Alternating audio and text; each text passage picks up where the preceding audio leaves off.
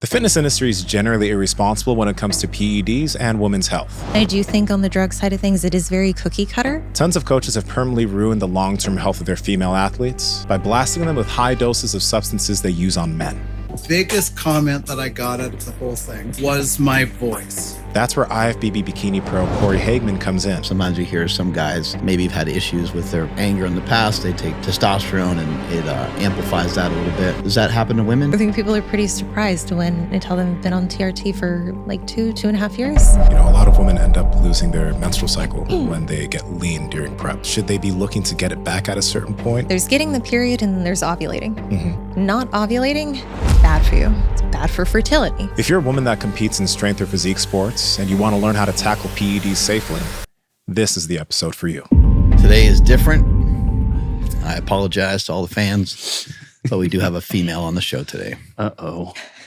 And because of that, I brushed my teeth this morning. Say! Look at you guys. Civilized and stuff. Combed my hair. Thank you. I feel honored. Tried to pretty up a little bit today. Thank you for being here today. Can you give us a little intro? Tell us a little bit about yourself. Yeah. So for listeners, my name is Cory Hageman. I'm a IFBB Bikini Pro. I just finished nursing school, so unlicensed to take my licensure exam this next month. Damn. But Congrats. yeah, thank you. Thank you so much. Couldn't have come soon enough. I'm so glad to be done. But yeah, I'm a coach in the fitness space. So I work predominantly with female athletes, some men as well, but really on the consultation side of performance enhancements or hormonal optimization. Do you help a good deal of kind of like regular people, or is it mainly people just trying to get on stage? No. Large majority are Gen Pop. So just lifestyle. On the male side, a lot of individuals who maybe have never used enhancements in the past, they just want to have like TRT in place, just kind of take what they're doing to the next level. I would say, yeah, competitors, very far and few. I work with them, but I mean, like it's a different mindset entirely. And for some of these regular people, I'd imagine because of your YouTube channel and some of the stuff that you talk about on Instagram, they're probably coming to you and they probably want to get performance enhancement in some way, right?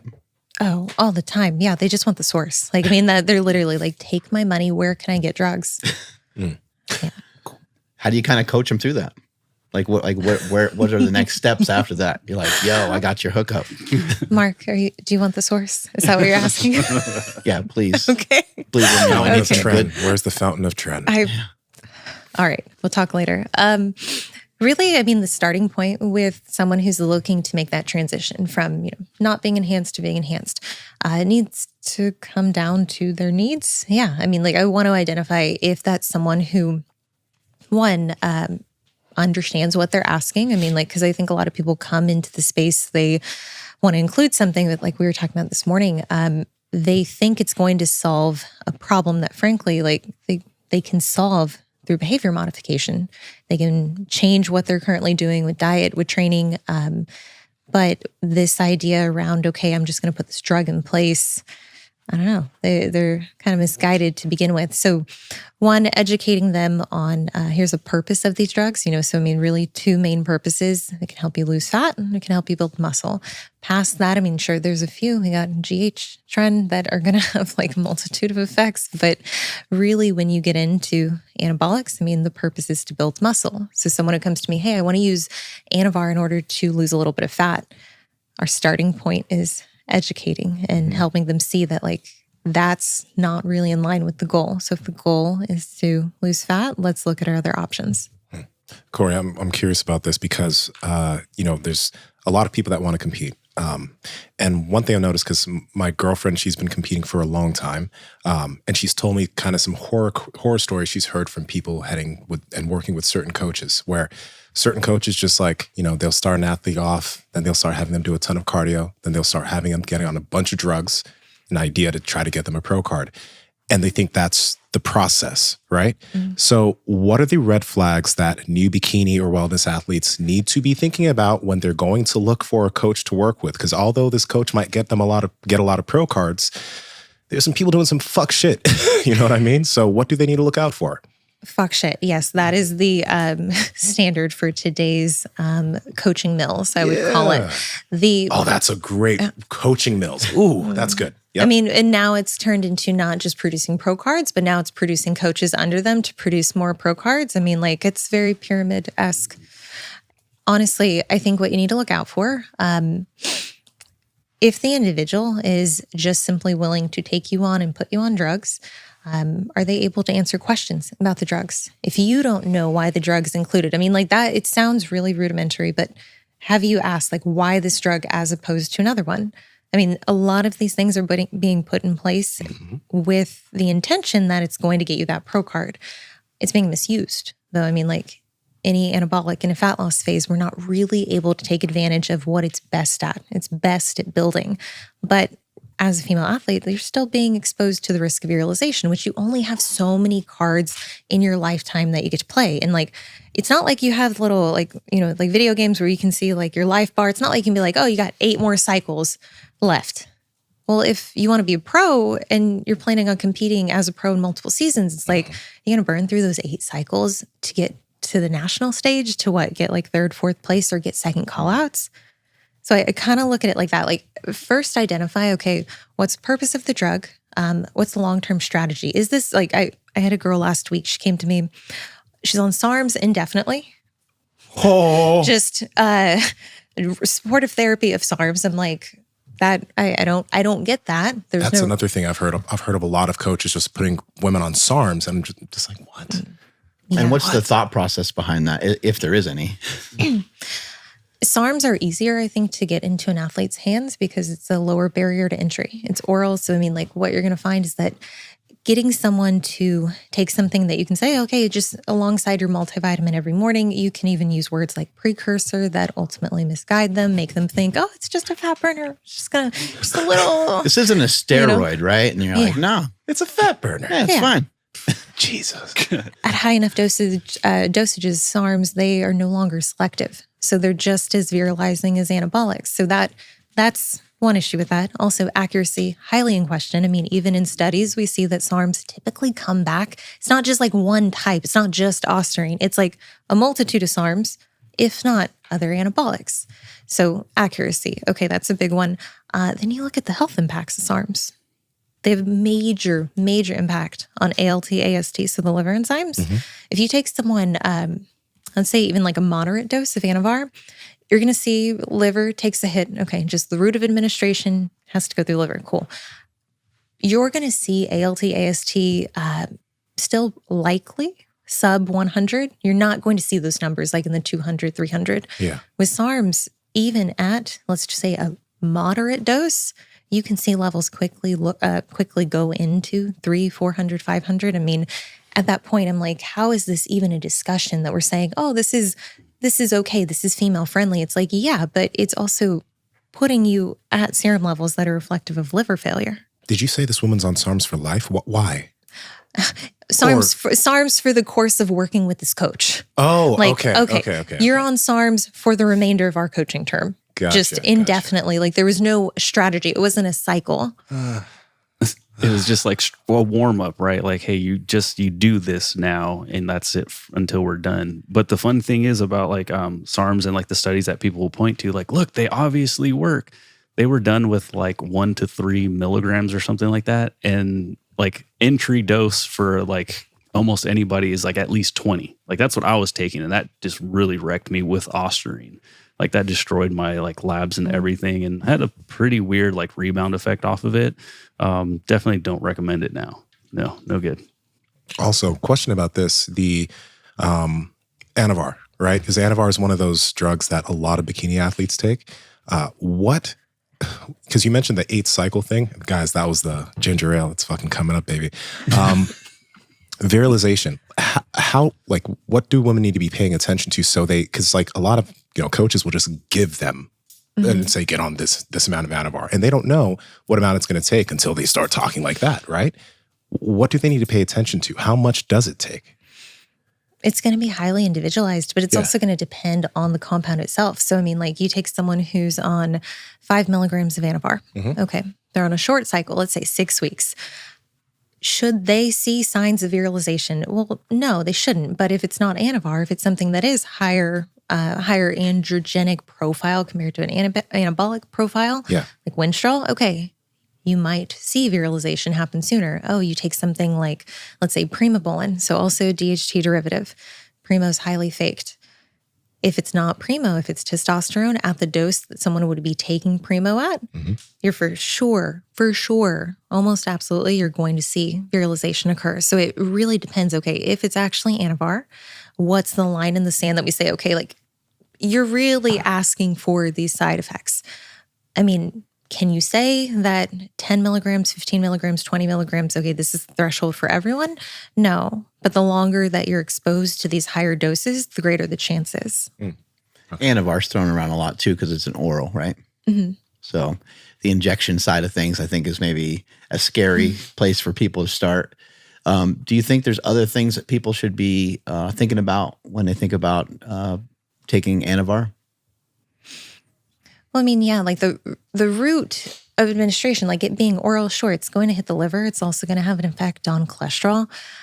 Personally, I think it could be utilized. There's an argument for it to be utilized if the setting calls for it. So in a contest prep, if you're taking someone who, let's say even in the bikini division, you need something with a shorter half-life. Okay, the route of administration is indicated as opposed to something like Primo, Mastron, still in the same family tree. But the route is different. It's an injectable. We're avoiding going through, I mean, your liver still has to metabolize it, but in the case that someone is looking to grow, like they're looking to build muscle, well, we should be using that anabolic in the off season. Well, why would we use something with a shorter half-life in the off season if we don't have to, if we don't have that requirement? So really, I kind of break everything down. If we're comparing anabolic to anabolic, it's like, well, what's the purpose of it? Do we have that requirement that we need a shorter half-life, or can we look at an alternative? So I think it really, really depends on the context. Is there issues of like mood? You know, sometimes you hear some guys that maybe have had issues with their anger in the past. They take testosterone and it amplifies that a little bit. Does that happen to women too when they take performance-enhancing drugs? And it's a great question. I think drugs are going to exacerbate symptoms, tendencies, personality traits that you already have. So you take someone who is a little more emotionally heightened, just naturally a little more sensitive. I think it's going to enhance that. Do I think it's going to alter you and change who you are? No, not exactly. Oh, okay. So this is one of the questions that we have from some athletes, and I think it kind of works in with this. Does Anavar suppress sex hormones? If so, are there recommendations for PCT or DHEA post-cycle? This is from Chris Nicole. She's an IFBB pro, bikini athlete.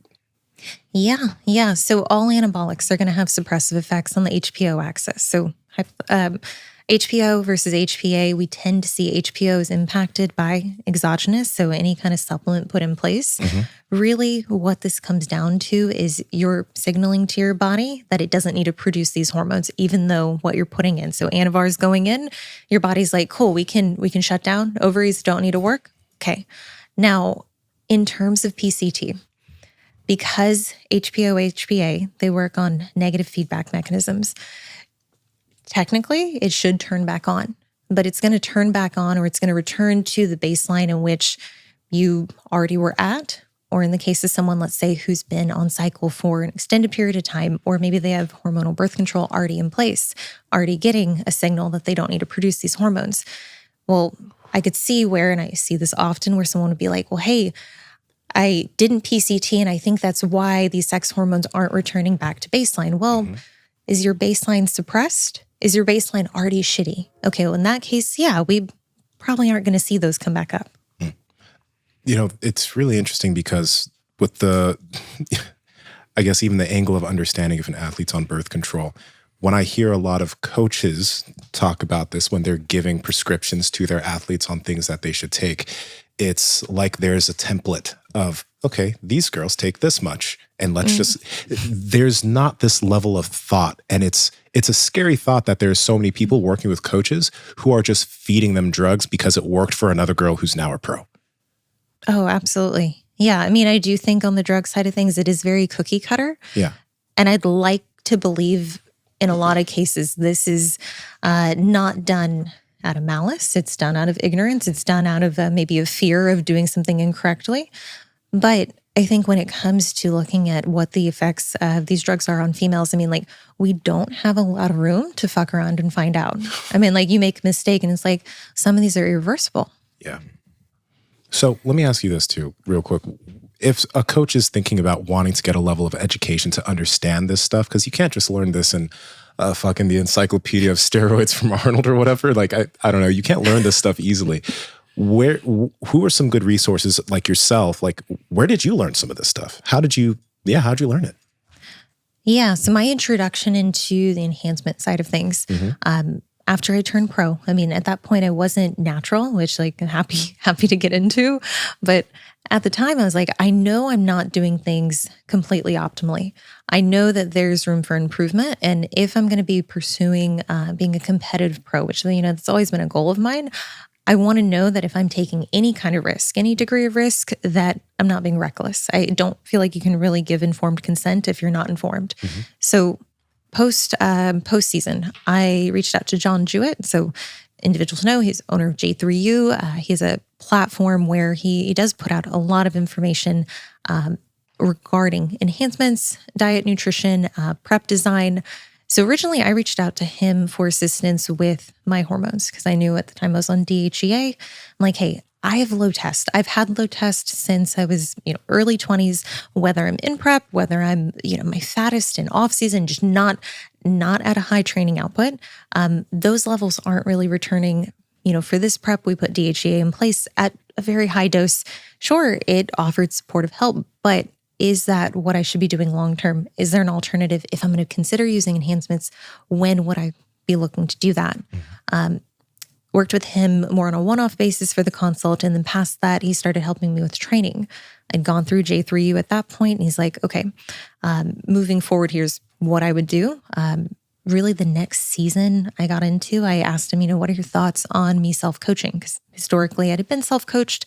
I worked with a few coaches, one to get my pro card, who's, just historically known for getting pro cards. But again, the approach to drugs, it wasn't something that even at the time was like, okay, maybe this is how everyone does it, but it doesn't feel like this is the best way. So was it like, you're probably not going to name the name, but was it irresponsible? Like the way that coach was doing things, or was it? It wasn't the most irresponsible. Now at this point, here's the thing, I knew at the time, there was a lot of misuse and a lot of drugs being used inappropriately. Since getting into the coaching aspect of this and operating really more as a consultant, I'm like, this is fucked. This is way worse than I thought. I definitely need help. And really, to John's testament, he encouraged me for a year before I started making videos. He's like, listen, this is happening and it's going to keep happening. And even within the bikini division, it's getting worse and worse because the division's becoming more competitive. You have these girls who've been lifting maybe a year. They're getting into the sport and they're being told, hey, yeah, you know what? You want to start prep next week because you saw this girl on Instagram. Cool. We can do it. Here's 10 milligrams of hopefully Anavar. Are people shocked? I'm sure you probably get a lot of questions. You go to the grocery store or something, someone sees your shoulders and they're probably, I'm sure women ask you questions. Are they surprised at the way that you work out? Because what we did today was pretty much straight up kind of bodybuilding. And are they thinking that you do a bunch of Peloton workouts or CrossFit workouts? Do you think that maybe it's a misconception that some people that are in shape like yourself, that they do these kind of bunny rabbit workouts where they're kind of bouncing around from one thing to the other? Totally. Yeah. No, I either get CrossFitter, when I'm wearing a tank top, it's very much CrossFit, or spin. Yeah. Do Soul Cycle or something to that effect. But yeah, I think, Gen Pop, definitely there is a belief that having muscle, just being at a lower body fat is indicative of someone who does a ton of cardio, doesn't really lift weights. But that's kind of why we have these terms like tone, firm up, to describe female training. What I was going to ask, what drew you to cable machine workouts? Because those lately, not lately, I should say the past couple of years have been the only way I really train anymore because I feel pretty dang awesome. And again, as we spoke in the gym, as somebody who doesn't have like the best mind muscle connection, I feel like with a cable machine, I kind of always can find that. But I've seen that you've been doing a lot of that stuff. So what drew you to that? Or maybe like where did you start and did you end up there? Or like what was the story with the cable machines? Yeah. Okay. I think with like very specific body parts, like just being methodical about picking modalities that make sense. So like, for instance, like laterals. Historically, I'd always done dumbbell laterals. I mean, that was the modality. There really wasn't another one past that. Cables offer the ability to have resistance throughout the entire movement. Kind of the same concept with lat biased. I mean, I could do a dumbbell row. I mean, that's what I had done previously, do hammer strength, and I'm still a big fan of machine work. But I find for continuity and currently my needs relative to my upper body, cables serve as a great function. And I mean, like, yeah, they're pretty consistent for me in my goals. And then do people get surprised that you but that you mainly lean on the cable machines? I don't feel like I do. I feel like maybe I gave a misrepresentation to you this morning, only because like a lot of my movements, I mean, they tend to stick to heavier compounds. It's just like with upper body, I don't need to continue to develop it. So for lower, for instance, I mean, we're hitting like front squats, doing a lot of barbell work. So front squats, barbell RDL, walking lunges, split squats, dumbbell step ups. So I mean, like still focusing, I would say less on isolation because the need there is more size. What kind of body composition changes have you gone through? Like, what did you look like before you started this process, and when did you start lifting? So I started lifting in high school, actually. Like I started like consistently weight training. I played sports. I loved that aspect of, like whatever, volleyball, we'd have these weightlifting workouts. Sweet. I wanted to be able to kind of build out a physique that I wanted to look like. So, I mean, at the time, 2014, 2012, I started taking it a little more seriously. Started seeing people in the bikini division. I'm like, well, these are like Victoria's Secret models, but they have muscle. They have a little bit of curve and like really like the look. So I want to do that. That kind of propelled me into exploring the nutrition side of things, which at the time, 19, I was really stubborn, still am. And I started to tune into Lane Norton's content. So he started sharing information around flexible dieting, understanding concepts of energy balance and how to really challenge what bodybuilding dieting was in that at that time. Kind of like body weight change, because I think it's interesting. Sometimes there's really not much of a body weight change for some, and then for others, sometimes they increase their body weight quite a bit. Yeah. No. Body weight's gone up. When I first started competing, I did not have the muscle that I do now. But almost 10 years of lifting, granted, it's definitely made some improvements in the technique and the programming itself in the last few years. But really at this point, I would say I guess it's hard to quantify. I would say I've put on 10, 15 pounds of muscle since conception, since I started. A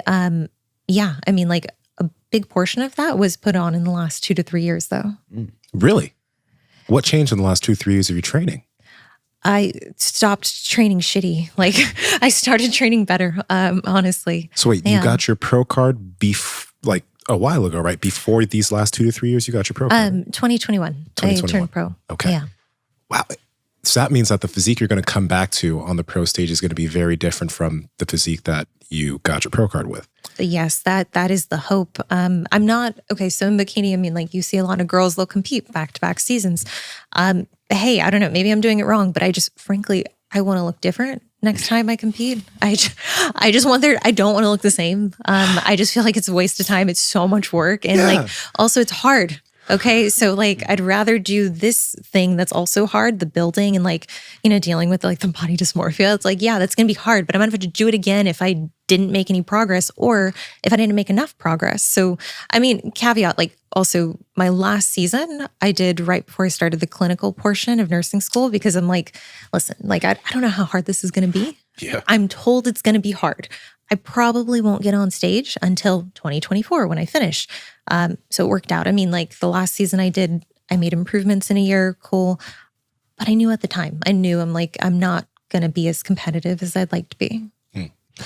And you said training shitty. Like what kind of shitty training were you doing? You know what kind of training, what kind of high volume. Yeah, just the intensity was not there. I mean, like we're talking RIR of like 10, like, Whoa. It's just, but that's what we see. Like we see that there is an establishment of, okay, I'm in the gym for 2.5 hours. I'm doing all of these isolation movements. I'm chasing a pump. And I think that is like pretty standard across most women's training. Yeah. Is it the way they should be training? No. And like that's where really the last year, I've really tried to pump out that message that like, hey, you don't have to do nearly as much volume if we're training at the proper intensity. Like, yeah, high volume works. It does. You'll build muscle if you're in a surplus, if you're doing everything else right. Mm-hmm. But are you trying to get the most out of what you're doing? Or are you just trying to waste 2 hours in the gym for the next 2 years to like not even make that many changes? So previously you weren't really doing maybe bodybuilding. You were supersetting and maybe doing multiple exercises at the same time type stuff? Yeah. Very minimal rest periods. Not a lot of thought into the structure design, the exercise design. Yeah, way different than probably what we did today, where we sat at the end of a bench and we were doing like bottoms up kettlebell presses, kind of, I guess we wouldn't really say super slow, but just controlled. And that was just super difficult. Oh, yeah. No, those wreck. That was super humbling even today, especially without mirrors. Personally, I would rather train that way because I know that like unit per time, I'm like, this is the most efficient. I also know that like, hey, if I keep training this way, like right now, like I'm not on cycle, like I have TRT in place, I have GH in place, but outside of that, I've been able to make a lot of improvements with so little drugs in place, which to me is... I'm hardly on anything, bro. All right.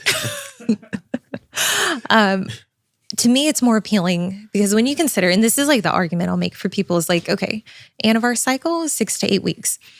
For a beginner, how many pounds can you build? Like we're not talking a lot, like realistically, you only have that time period.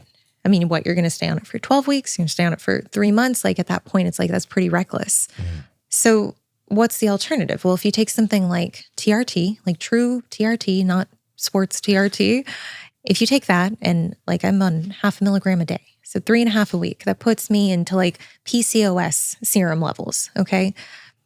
You can be on that for 52 weeks. Whoa, really? That's 52 weeks. You can be on it indefinitely. I'm just like for effect, but you can grow during that time. I'd rather take the slower growth that's stable where you can take advantage of, being in a surplus. You don't have to go on cycle, come off cycle, worrying about, okay, what are the weight discrepancies that I'm looking at? And frankly, I would say that, it has made a difference. Yes, in my ability to build, like truly to build muscle, the ceiling there, but it's also allowed me to do things I would say safer. If you're someone that's taking supplements or vitamins or anything to help move the needle in terms of your health, how do you know you really need them? And the reason why I'm asking you, how do you know, is because many people don't know their levels of their testosterone, their vitamin D, all these other labs like their thyroid, and they're taking these supplements to help them function at peak performance. But that's why we've partnered with Merrick Health for such a long time now, because you can get yourself different lab panels like the Power Project panel, which is a comprehensive set of labs to help you figure out what your different levels are. And when you do figure out what your levels are, you'll be able to work with a patient care coordinator that will give you suggestions as far as nutrition optimization, supplementation, or if you're someone who's a candidate and it's necessary, hormonal optimization to help move you in the right direction so you're not playing guesswork with your body. Also, if you've already gotten your lab work done, but you just want to get a checkup, we also have a checkup panel that's made so that you can check up and make sure that everything is moving in the right direction if you've already gotten comprehensive lab work done.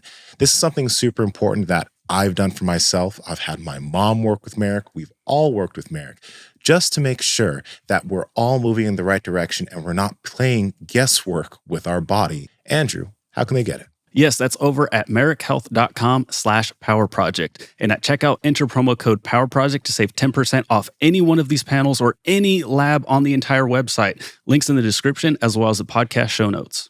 There's also the aspect of like, you get better at training. you know, and like you just mentioned, if a woman is put on Anavar, like when she starts training, any athlete doesn't know how to zone in on the tissue that they're trying to work on.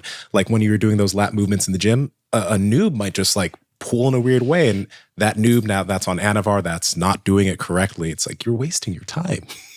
You are. I mean, like maybe you're getting a pump, maybe you're creating some kind of stimulus, but consistency is everything. And if you're not, if you're not consistent, if you're not producing the results in a consistent manner that you can track, well, and it's like, well, yeah, there's not going to be a lot of progress. What's more attractive for you, when you look completely shredded or when you're in between?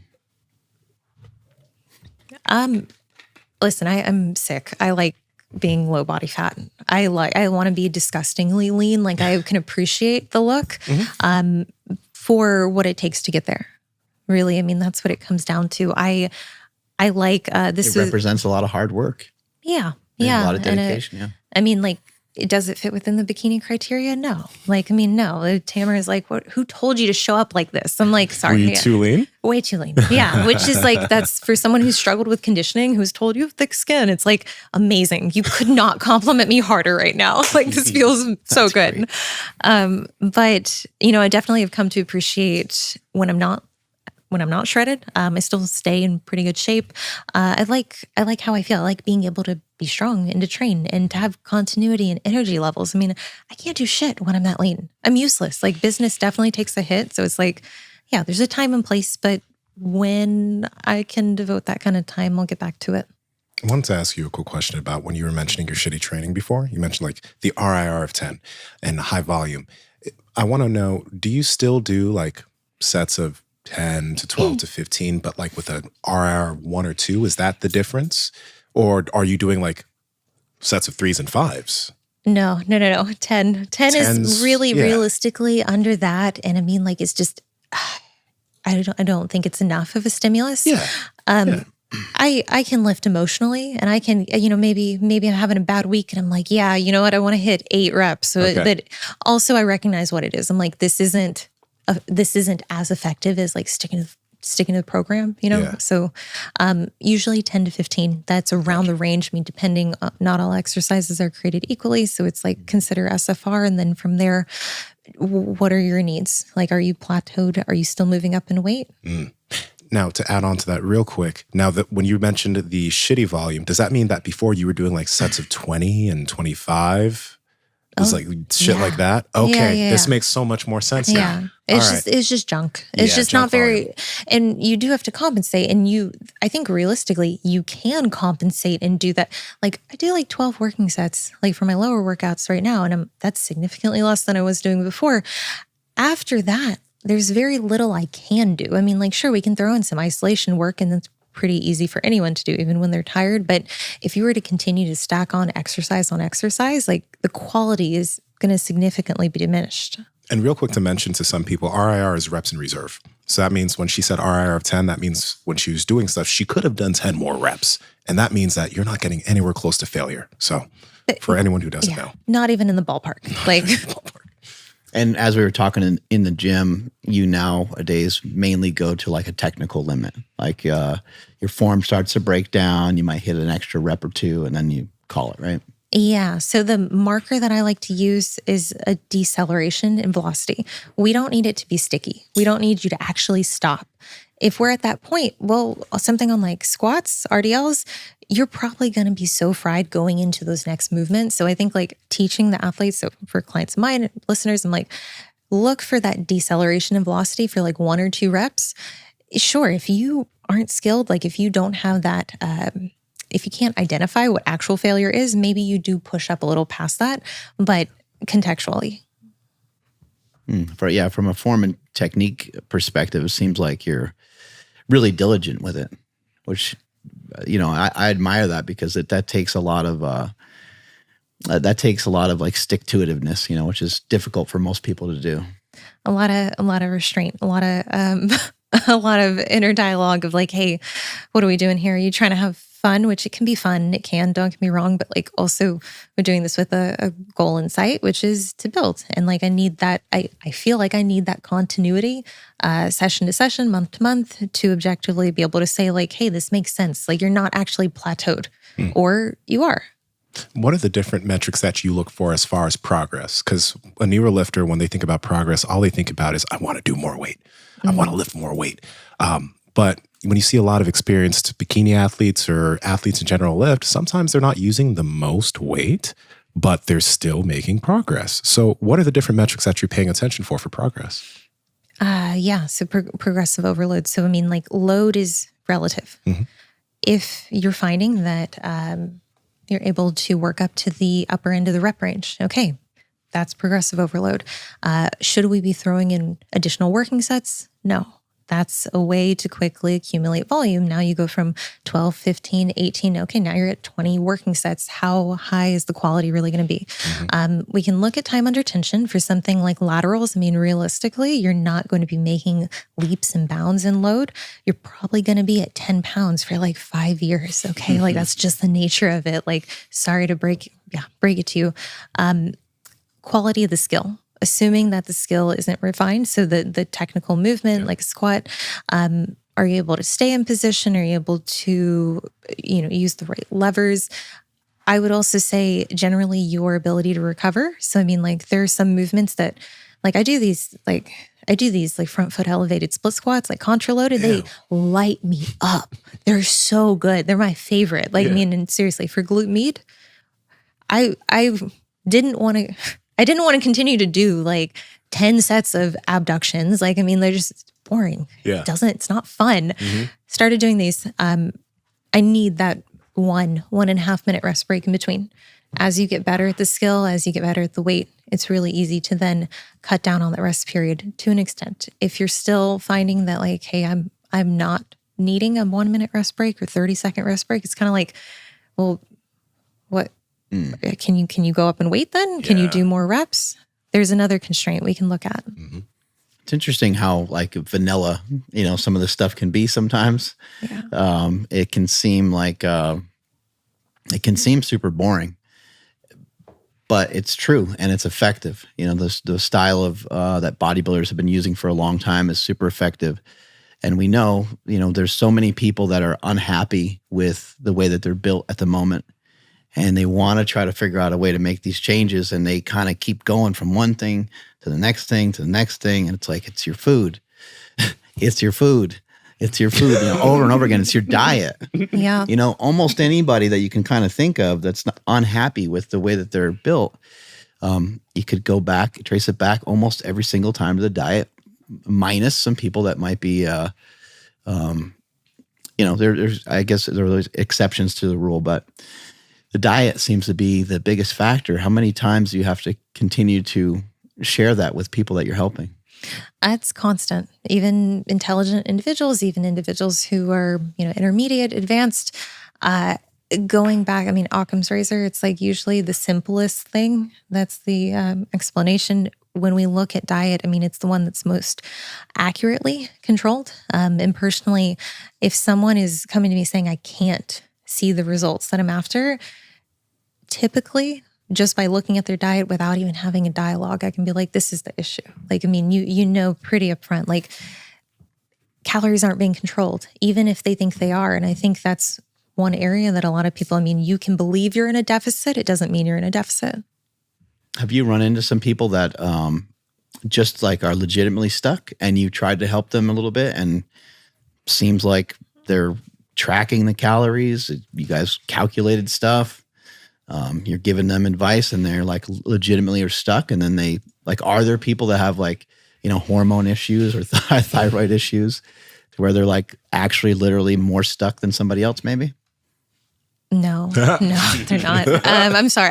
I don't believe in stall. Like, okay, the definition of this, it drives me crazy. There's actual cessation of weight loss, which even if your hormones are fucked, still doesn't happen. You're overeating, or you think, or you're eating more than you believe you're eating. And I try not to, I know it can come across a little aggressive, but it's like, I get it. Like you can have suboptimal, thyroid function. You can have shitty tests, and you can still look like I got shredded, like with really, really imbalanced hormones. Like it's still possible. Most women who are getting on stage have imbalanced hormones. So I mean, like, I get why people grab for that as a rationalization.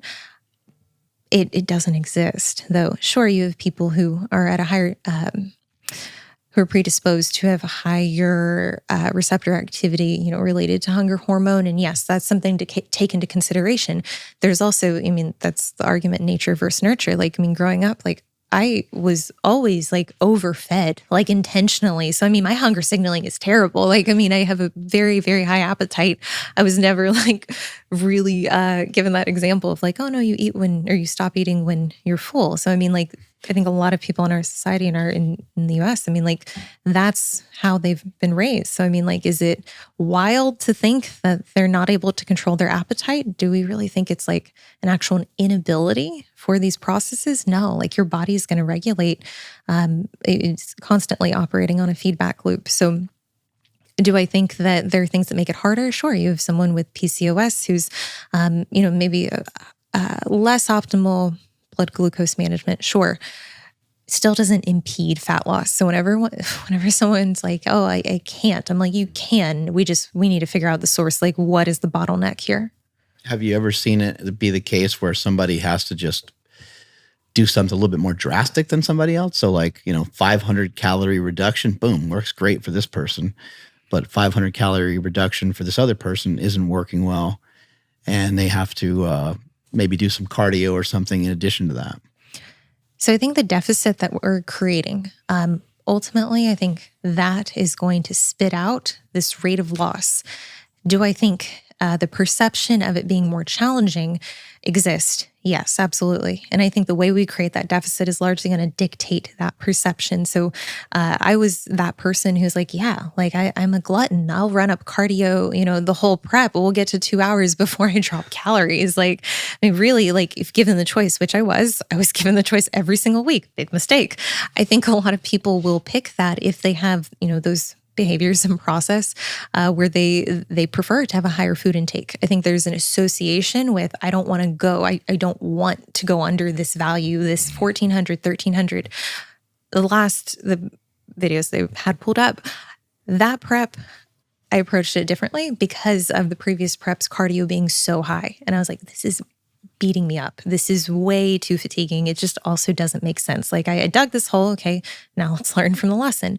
That prep, I started off the first month. I'm like, we're dropping food. We're going to have cardio in place, but at we're only going to hit a certain ceiling. I'm not going to exceed that. We're going to manage fatigue. And honestly, like with the food, I dropped it, what many would say is too aggressively off the rip. I went from whatever I was at before to 14-ish week one. Okay, oh shit. Which sounds crazy, but then you're like, okay, what's my target rate of loss? My target rate of loss is 1%. At 140, okay, that's 1.4 pounds. How do we create that deficit? We're talking about a 600-700 calorie deficit a day. Mm-hmm. Well, if I'm trying to do that for the next 15 weeks, if I immediately jack up cardio, I'm gonna have to sustain that. Now, the actual energy unit doesn't change like from a calorie. Like it's always going to equate to the same. You might feel a little differently, and hunger is going to become further and further dysregulated. Cardio is going to become exponentially harder. Like objectively, it's no one's like at the end of prep, it got easier. Like I was really strategic about creating that deficit, which I think for some people can help mitigate that perception of hard. So just to understand, you went to 1,400. Did you have a level of cardio you were doing, or you were just getting in a certain amount of steps, but you didn't have cardio at that point? You implemented cardio later on. I was at 1,400, 10,000 steps a day, okay. Structured cardio, which I set for myself, for clients, I set a weekly target. So, like you're autonomous, like budget this, schedule it in, like it needs to be appropriate. Don't do an hour after you just did legs. That doesn't make sense. Be smarter than that. Mm-hmm. But structured cardio can count towards steps. Steps can't count towards cardio. So steps stay constant. Yeah. Yeah. Okay. So you don't believe that people utilize energy maybe a little differently? I think it's kind of... Do you mean in terms of thermodynamics? Yeah, just in terms of, from one person to another. Like it's some of my belief that one person might utilize energy like more efficiently. Okay. I think there definitely is a degree of preference, physiological preference and like metabolic flexibility. I'm not very metabolically flexible. I don't like switching from using carbs to fats. I do feel that pretty acutely. Like as soon as I try to lower carbs, jack up fats, I feel it in my training, I feel it in cognitive function. So definitely can see that there are aspects to that the individual will perceive as harder, as opposed to it just being constant. Everyone experiences it the same. Now, I want to know about this. What level of suck should a bikini athlete be ready for? Like, because there are coaches who will jack up the cardio and bring the calories down really fast. And that is just like what they do for everybody, right? Mm-hmm. And sometimes it could be actually too much. Some of them have let's just say they have a reputation for really hard diets, really hard cardio. So if an athlete is working with someone, when should they be like, this is actually too much? When do you know? Because as an athlete, you're going to trust your coach. You're going to do what your coach says. They have that power. But a lot of times that power is wielded in super irresponsibly. What should they pay attention to? Totally. What I like to do is identify when the client is hitting yellow or orange as opposed to red. I don't want to know when a client is at the point where they're like, yo, like I can barely stay on track. Like I need this diet to end. If someone is finding that like, okay, week 1, we start, it doesn't matter what I deem is like an appropriate level of suck. It's completely dependent on their skill set. Yeah. The amount of suck I could handle when I first started out, like 2014, it was embarrassing. Mm-hmm.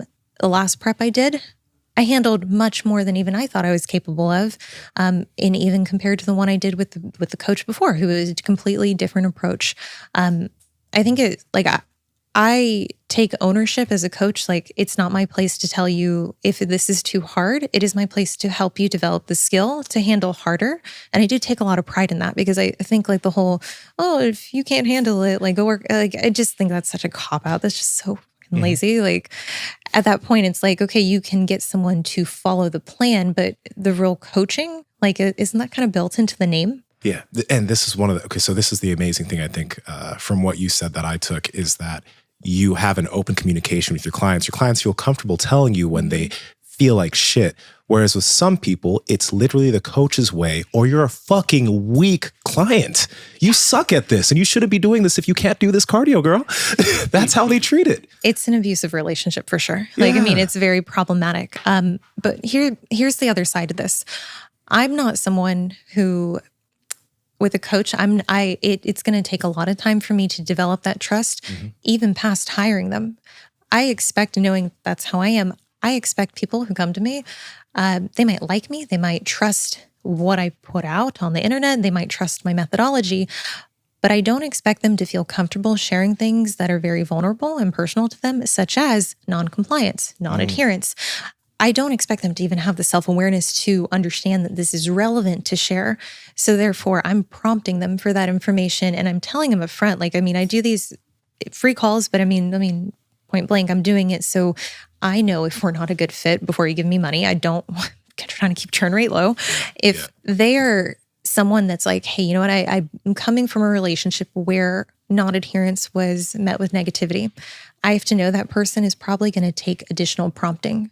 They're probably not going to be as willing or even timid when it comes to sharing, hey, I went off track.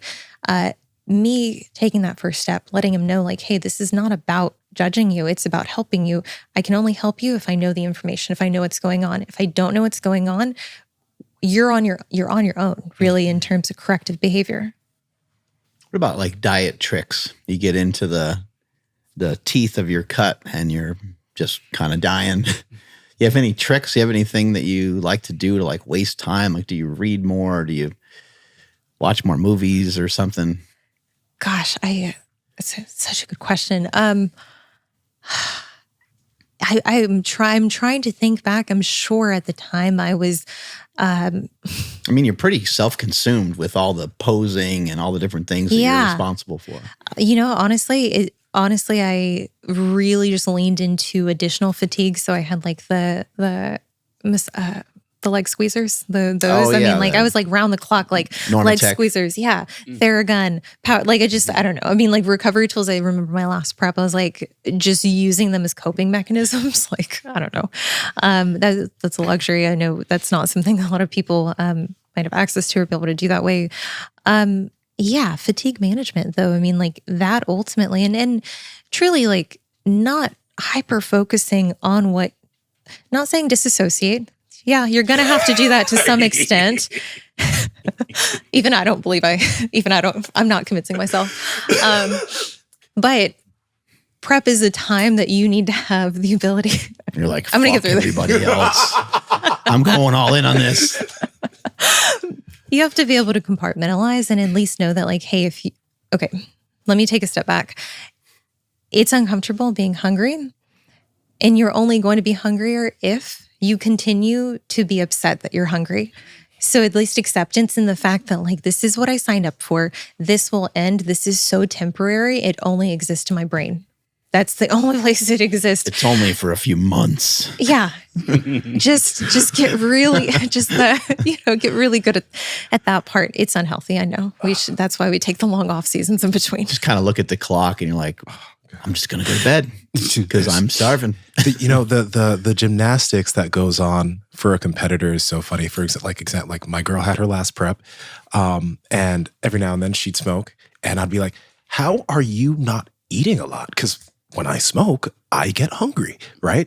And she's like, "You know what? Actually, when I smoke, I just tell myself that my stomach's a bottomless pit, and absolutely nothing that I do will be able to deal with that hunger." So it helps me actually not eat.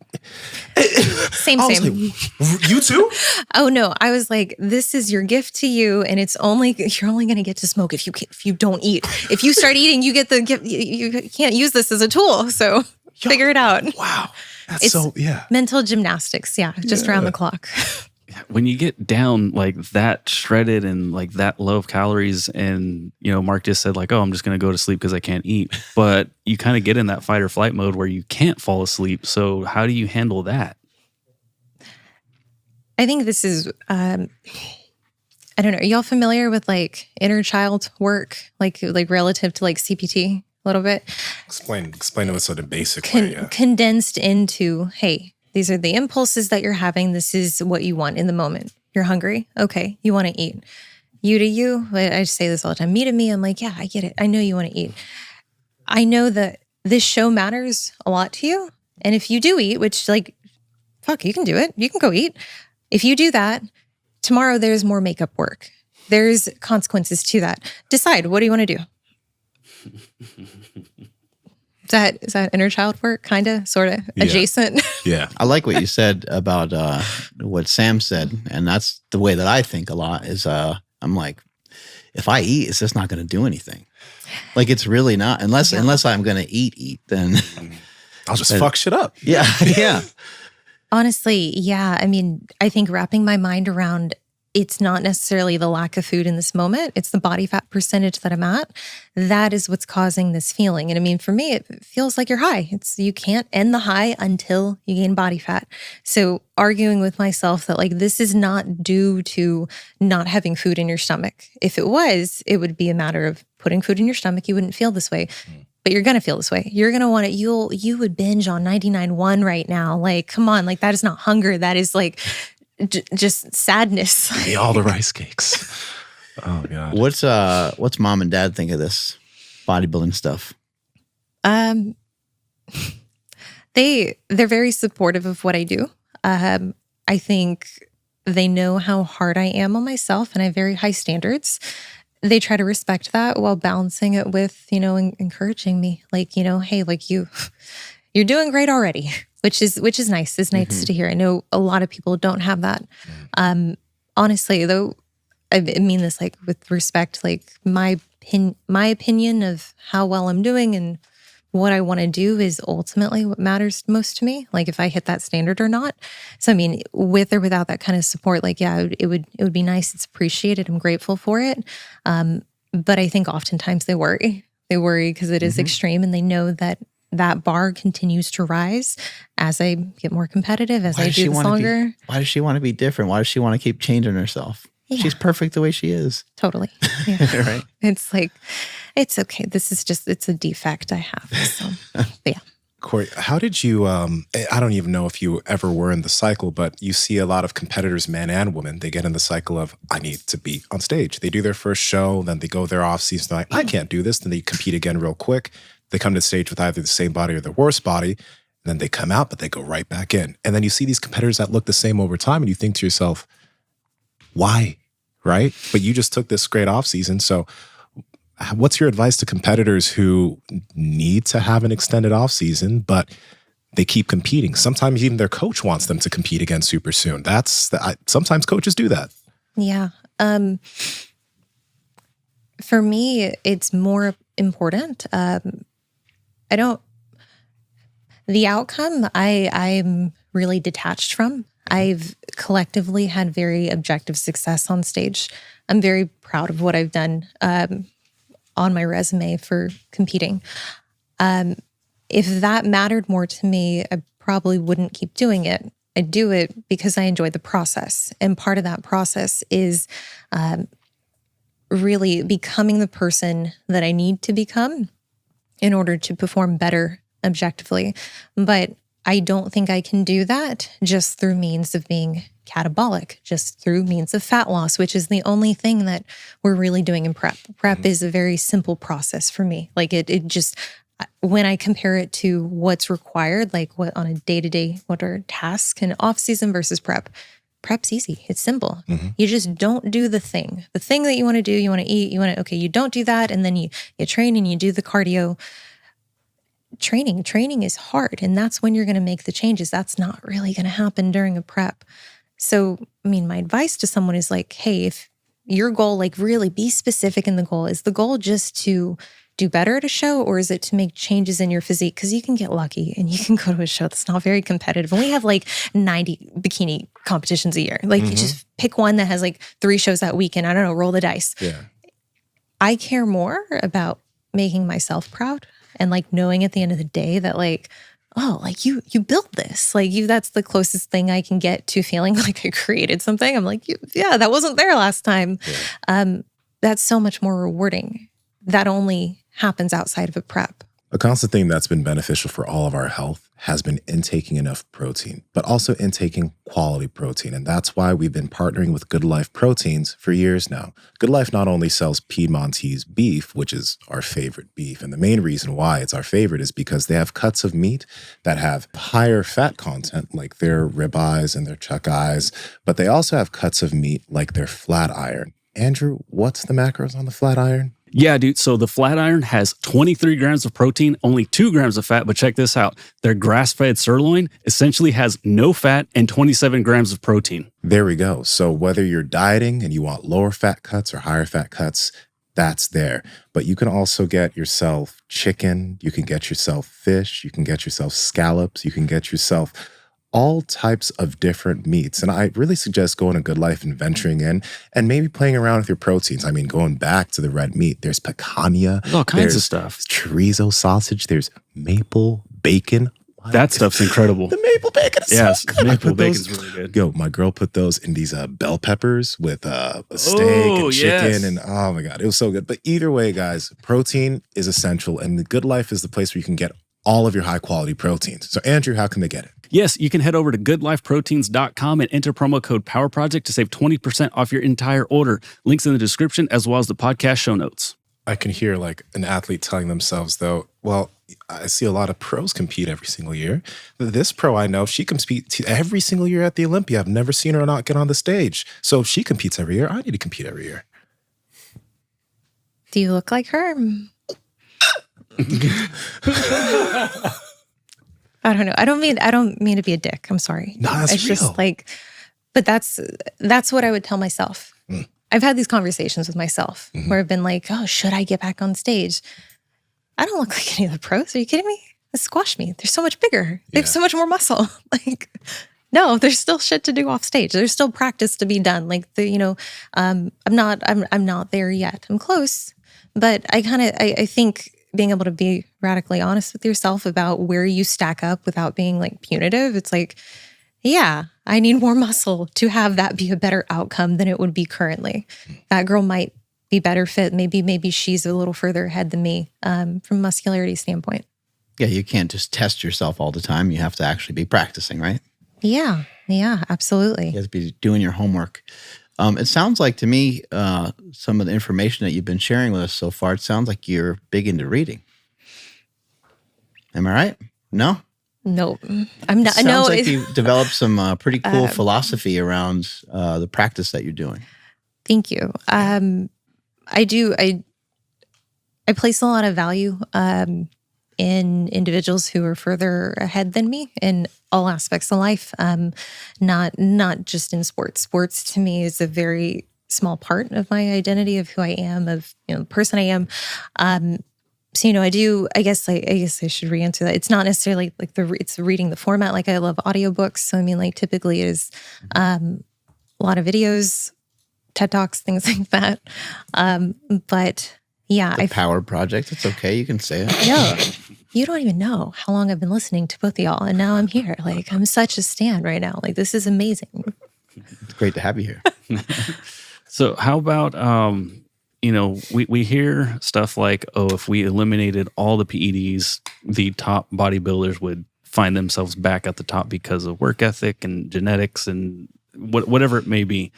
But when you do start taking performance-enhancing drugs, are there certain things that you can get away with that you couldn't as a natural athlete? I'm just thinking something like, when you're getting really deep in prep and you drop your fat intake to like nothing for a natural athlete, that's going to cause a lot of damage. But maybe if somebody's on something, can they kind of like circumvent some of that stuff and kind of, like I said, get away with a little bit? I want to throw a question back at you. Mm-hmm. So you drop your fat intake to 0 as an enhanced athlete. That's affecting downstream biosynthesis, so sex hormones.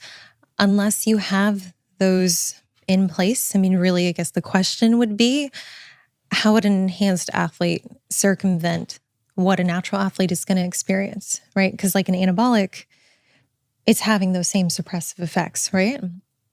So I think like it depends on the context. Like if for a fat loss agent, for sure, an anabolic would allow for you to push a little bit harder. For sure, a fat loss agent would allow you to not necessarily have to drop cardio as low or, drop calories as low, move cardio up. But ultimately, I mean, I think when we're looking at what they're able to get away with, it comes down to muscle preservation. Is that... Yeah, no, that's generally. Perfect. Yeah, I just threw the fat thing out there because I couldn't think of anything else. But no, that makes a ton of sense. Because I'm sorry, I got really specific with that. No, you're great. Yeah, no, that's very well said, and that answers the question. Because even though you can't just like jump on a needle and all of a sudden like you can just like cruise, but again, like what you just said, like, okay, well, if I do get on something, then maybe I don't have to do as much cardio as maybe my prep is just not as long now. Potentially. Yeah. I mean, like it gives you more lateral mobility. And I do think there's a point where without the anti-catabolic effects in place, whether that be through non-androgenics or anabolic androgenics, it's like, that's going to help you because if you're losing muscle, even if you're technically getting leaner, I mean, like your body fat percentage might be net 0, which really sucks. So I would say for that individual, it's like, if you're doing anything that's causing you to lose muscle, I mean, you're extending your prep, you're setting yourself back because now that look is further away than it was before. Yeah. When did you start using performance enhancing drugs, and what was the decision? 2021 there was 2020, 2021, I was competing in national shows. I was open to using really, very low doses. I think first anabolic I used was Anavar at 2.5 milligrams. This wasn't 20 milligram tab scored down into eighths. This was a 2.5 milligram tab. So that's like, I think from accuracy standpoint, that's reassuring because I mean, most people, for listeners, typically if someone's taking that low of a dose, they're cutting something up or hoping that it is Anavar. Really the decision-making process, I was becoming more competitive and I was listening to individuals around me who, I still trust. But as I progressed into that next season where I did turn pro, I was like, well, okay, I don't know enough about this to feel confident in my decision-making. And I really don't like feeling like I lack autonomy. Like the agency is really important to me. Just as an individual, and in like whether that doesn't actually need to be delegated out in the case of a contest prep where you're like, hey, I can't see myself. You tell me like how close am I or how far away am I? In that case, cool, that makes sense. But I still need to understand the risk because it is my body. And at the end of the day, like I could wake up in 10 years and be like, oh, well, I wish that person would have looked out for my best interest. Who should be in charge of that? I should be in charge of looking out for my best interest, so with clients, like whenever they're at that point, ultimately I try to reflect back to when I was in that position and think, okay, who would I have wanted if I needed to delegate that out to, that risk assessment. And do you take testosterone? Currently, yes. Yeah, so right now I just TRT and GH. Yeah, because I think, it's getting more common and people are hearing about it more and you're hearing about women taking testosterone. But I think in the past, everybody was kind of like, whoa, only take Anavar, only take Primobolan. Yeah, no, it's still pretty taboo. I think people are pretty surprised when I tell them I've been on TRT for like 2.5 years. But the dose, I mean, again, we're talking about a dose that isn't super physiological.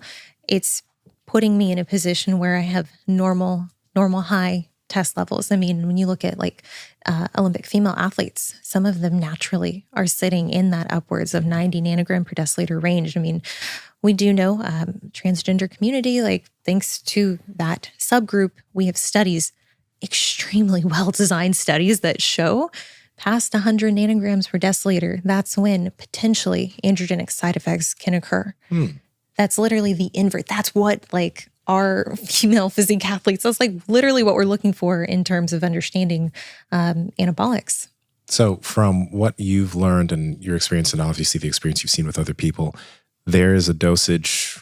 And I guess first off, how does a woman find out that dosage for herself? But there is a minimum dosage that you can take perpetually that will not lead to virilization. Is it still a roll of the dice for virilization, or is there something you can look for? Okay, 2 questions. I would, no, you're good. I want to make sure I answer the first one.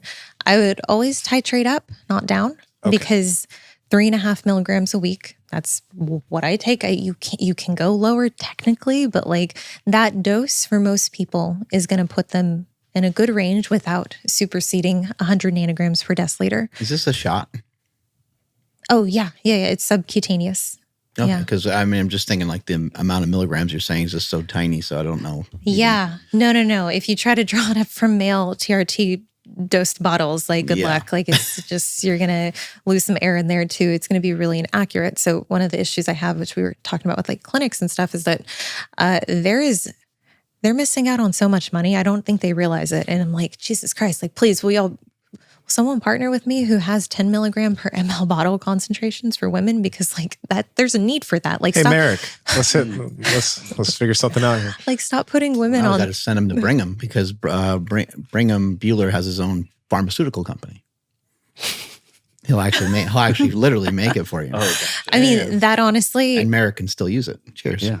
That is something that I think widespread for the female consumer, the female client in or out of bodybuilding.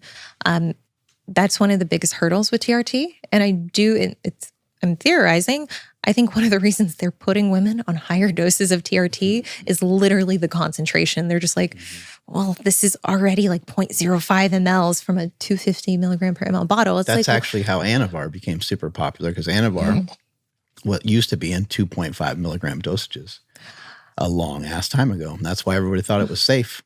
Bill Phillips in a magazine called Muscle Media 2000, he published an article about how this was like a steroid that you can just take and it had no consequences. Oh, wow. But it wasn't that it had no consequences. It's just that it was an extremely low dose. And then you had Dianabol and Anavar, which were like 50 milligram, 100 milligram. And obviously those aren't very safe. No. I mean, well, it's the same argument with TRT for females is you put them at that higher dose at a convenience of a lack of female friendly. So, I mean, yeah, really in theory, allegedly, if you can get a bottle that's 10 milligrams per ml, you can dose 0.5 milligram daily. Wow. And if I'm mistaken, did you mention earlier that if a woman has a certain amount of, they've used Anavar for a certain period of time, a certain amount of cycles, that like the more you're exposed to it, the higher chance for virilization over time, but that's not with extremely low dose tests. That's not the same. It's what the evidence says. That's what the evidence says. Okay. I'm 2.5 years in. So if I start virilizing, I'm probably going to stop TRT because my threshold for thank you, to answer your question, things we're looking for, the irreversible side effects or effects, that would be changing in the voice. So, I mean, like you would actually hear that pitch go down. So what I have women do if they're going to start TRT or if they themselves, they're going to start a cycle, we're establishing a baseline. What is their voice? So literally the app is called Voice Analyzer app, measuring that. You want to have continuity in it. So, I mean, like, yeah, if you're sick, don't measure it that week because you're going to be if you're congested, like just make it consistent. Okay. I'm just congested. Trust me. Oh my gosh. No, the amount of, I got to blow my nose. Oh my gosh. Congestion's lasted for 2 years. I'm concerned. So we're monitoring for that. Obviously, so there's some individuals who are just like predisposed to like acne, darker facial hair growth. I mean, there are women who have PCOS who, I mean, their free test, it's going to be higher, lower SHBG. They're going to have a higher degree of test that's able to be utilized in active test. In that case, we need to be aware that their ceiling for maybe these superficial effects might be lower. So, I mean, like I've had a girl who wanted to start TRT. Her test naturally was like 60, 70, but she's like, listen, like since I hit puberty, I've always had darker facial hair. I'm like, okay, so our considerations around virilization for her are going to be different than, let's say, someone who has a very sing-songy voice, someone who didn't have acne growing up, like never had any issues, doesn't have darker facial hair. It's like, okay, you might have a higher ceiling. I mean, you were just dealt more runway in that regard. Anatomically, things can change. And if that's a concern, I mean, like what? Are we allowed to say that on YouTube? Yes, this is the Power Project. Okay, great. Your clit can grow. Yeah, you can begin to morph into not female anatomy or larger. How big are we talking here? Do you want me to answer that? I don't. To be continued. Oh, Patreon only. There you go. But okay, so in that regard, what I'm asking them to do is monitor. Like, I don't care. You don't have, please don't send me pictures. Please, dear God, don't send me pictures. But it sounds like that's happened before. It's happened before. What do you think of this? You're like, whoa. We're done here. Yeah, like, I don't think you should have sent me that. And by the way, Merrick does have lower dosed vials for women, so they can dose better. Yeah. There we go. Yeah. They have 50 milligram per ml. Yeah. They should get 10. They can get 10. Hey, we'll tell them to lower it even further. Run that shit up the chain. Yeah, you can make so much money. Like, I'm just saying, y'all are sleeping on this. Yeah, so pictures for not just anatomical changes. I mean, acne, hair growth, hair loss. Also, just to be considered, like, hey, what are your, I don't know, hair care practices? Because the amount of people who I think very predisposed to thinking I'm experiencing a symptom just because now they're hyper aware of it. We need to have some kind of objective measure in place. I mean, like, we're terrible historians as humans. So having a way to be like, hey, this is what this looks like month to month. That's what I would recommend. Gotcha. And I think a natural progression is actually a question that one was asked here. How often would you recommend getting regular lab work done for assisted versus non-assisted athletes? And thinking of, okay, if they've never done PEDs and they're planning on doing PEDs, like frequency of lab work, what they should look for in their numbers? So there are 4 times that I really think lab work is necessary. And in the case that like, you can get them done more than that. I mean, amazing. I just think realistically, they are expensive. I mean, if you have a service, great. Pre-contest, I want to establish a baseline. I want to know going into it, like, okay, so I drive like a Hyundai Elantra. It's had the check engine light on like the first year I got it. Like it's never turned off. I've gone to so many mechanics. They're like, it's fine. I'm like, why is the light on? It didn't come this way, okay? I have some bad news for everybody. It's an announcement. There'll always be some goddamn light on, no matter what car you drive. Always and forever. You think like, oh, I'm going to make it one day and not have this stupid fucking light on. It ain't going to happen. I just have so much hope eventually I can solve this mystery. But so okay, it gets temperamental. Like it'll start to like shiver when the temperature goes down in LA. Like that's not good. Yeah. So if I'm going to Vegas, like I'm taking it to a mechanic and I just, can you make sure the engine's not going to explode, please? I want to know what I'm getting into. With prep, it's kind of the same thing. So 4 to 6 weeks pre, I want to see if TSH is elevated. If someone's like, hey, I'm getting on stage, no matter what these labs look like, okay, that's going to help me determine what we need to have in place. Do we need to have T4, T3 in place week 1? Let's say test is on the lower side, but it's someone who's like, I'm not open to TRT. Okay, maybe we include something like DHEA, boron. Knowing that can help us establish realistic expectations for the prep itself. So we're not playing this like ambiguous, what's it called? Bird box? Like just, I just hope that this works out, but we're stalled 2 weeks in. Other times post-contest, I want to make sure that it's not even necessarily the week after contest. It's really 4 to 6 weeks post. At that point, I'm going to be able to determine, hey, are you ovulating again? If you're not, okay, there's still work that needs to be done. This is going to determine what kind of strategy we're taking post-show, how aggressive we're being. Body fat should be up relative to how lean they got, but we should see an improvement in those markers. Yeah. But this is going to be our first baseline going into the off season. Do you care about speed of body fat gain post-contest?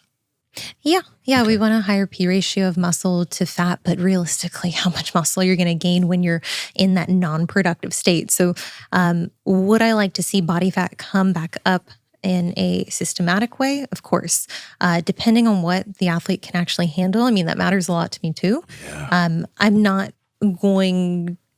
I have very, very realistic expectations. The whole like, only gain 5 to 10 pounds. It's like, that might be unreasonable. And it's not to say that the athlete can't get there eventually, but that goes back to the coaching aspect. Like, let's work on the skill. Let's teach the athlete how we do that. And that largely comes to how we prep. Gotcha. You mentioned boron. Is there any like supplements that you found to be pretty effective for females that can help bring their testosterone levels up without actually injecting testosterone? DHEA and boron, that would be my starting point. I mean, I don't really believe in the tonkatsu ali, like the... Tonkatsu ali? Just like, like chicken katsu ali. I'm like,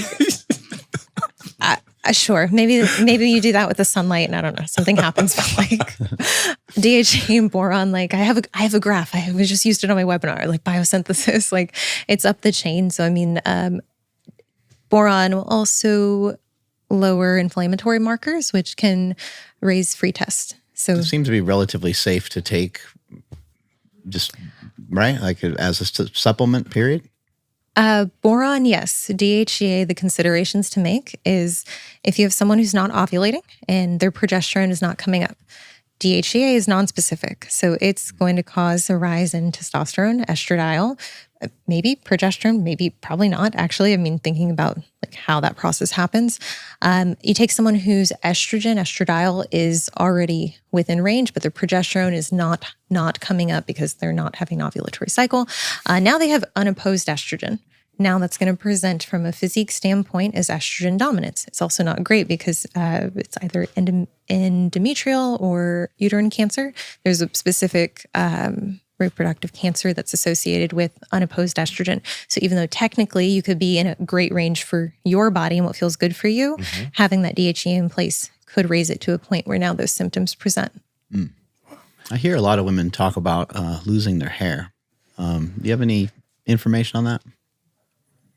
Because of PEDs or because of lack of micronutrients or what Not because of PEDs. Yeah. Just, I think, my understanding is that a lot of women are told that they have something wrong with their thyroid, that they have they need T3 or T4.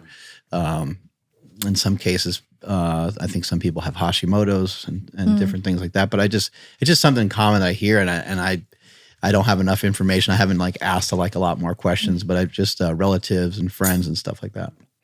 Yeah. Okay. So I would start by identifying the catalyst. What's the cause of it? Is it something that can be improved by better hair care strategies? Which I know people are listening what? No, I'm talking about a health issue. But actually though, if you're someone who is, doing a lot of practices that are essentially bad or would accelerate hair loss. I mean, on the male side of things, you have guys that are very concerned about that, yet they're doing a lot of things that ultimately are going to speed up that process in addition to already being predisposed to it. Now, if it's a genetic component, so if it's something that, is kind of in the cards or is then caused by a disease process, it would be something I would really consider, okay, what kind of supplements could be in place if there are any gaps and micronutrient intake. I mean, globally, that's going to assist and at least provide the reassurance that isn't exacerbating it. But I'm sorry, I would need more context. I might not know as much as maybe you hoped about that. That's okay. I want to know about this. A lot of women end up losing their menstrual cycle when they get lean during prep. That's normal. But post-prep, should they be looking to get it back at a certain point? Because sometimes, I've heard some women that they're I'm happy that I don't have to deal with my period anymore. But is there a problem with that at all? Oh yeah. No, Okay. this is, so and ovulation. So there's getting the period and then there's ovulating. Mm-hmm. Not ovulating is bad for you. It's bad for fertility. Going extended periods of times without having the rise and fall of those hormones. That's really the differentiating factor. You can have the period, but not have an ovulatory cycle. I know, it's amazing. Okay. So what we want to do, and this is for people, even if they don't want to have kids, ovulation is the epitome of female health. That's going to be your hard line in the sand. Okay, things are working generally the way they should. We're assuming they're balanced. For the individuals who don't see the value in it, okay, I'll make the argument from a physique outcome, these hormones are really going to be actually helpful. Yeah. A lack of these hormones is going to make it harder to lose body fat or to build muscle. Typically, it's not estrogen dominance that is the reason that you're not able to get super hard or have this really crispy look.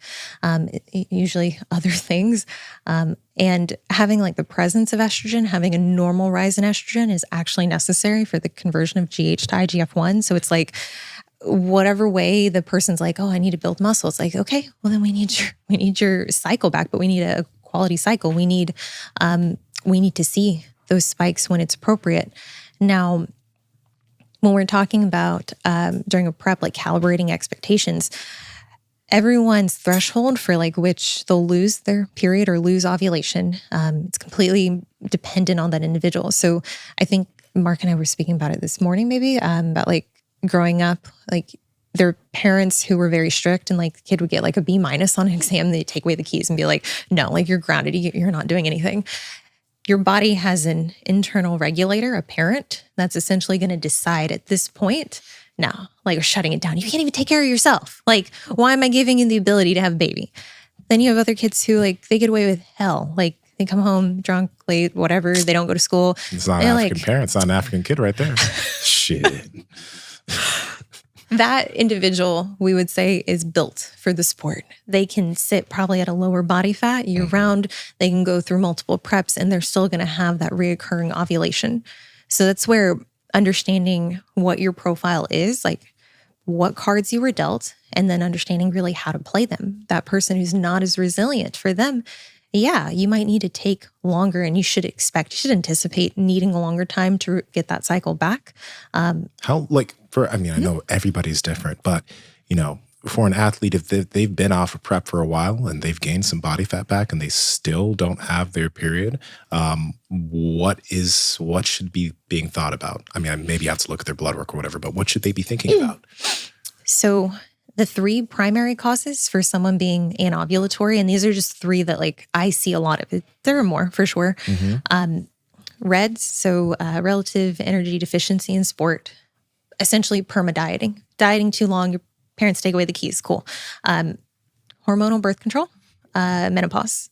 So menopause, yeah, like it's an expected process. We're going to see higher production of these hormones, the precursors. And it's not to say that like there isn't still, these hormones are still being produced. It's just over time, biologically, you're not going to be as robust. Now, when you take something like hormonal birth control or just exogenous support as a whole, so hormonal birth control or anabolic androgenic steroids, those are going to have suppressive effects on these hormones. If the individual is in that post-contest phase, we've removed the REDs, but like, have we really? Is there still a certain threshold of circulating glucocorticoids that is making it improbable? Like that individual's allostatic load, like perceived and real, because a lot of the stress you experience, I mean, it can be perpetuated. Is that still too high for them, for their body to, I guess, feel like it can divvy up resources to non-critical functions, fertility? If it's hormonal birth control, okay, that's in place. Do we need to remove that? Is that an option? Is that on the table? Is the athlete okay with that?